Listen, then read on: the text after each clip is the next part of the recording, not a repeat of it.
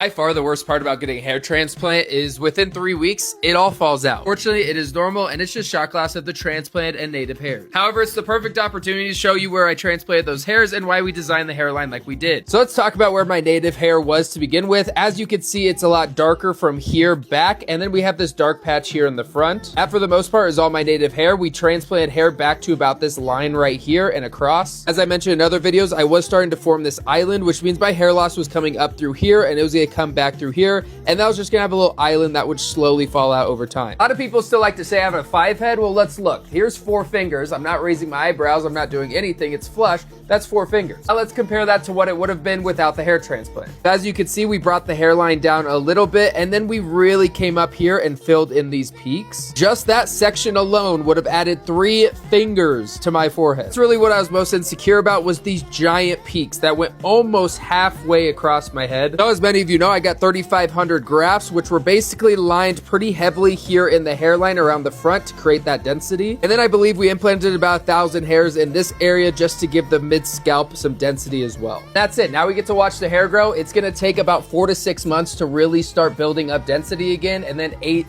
through 12, you really start seeing the full result. Remember, I'm documenting the entire journey. So if you want to see how much more hair I can regrow, give this account a follow and comment any questions that you have. See ya.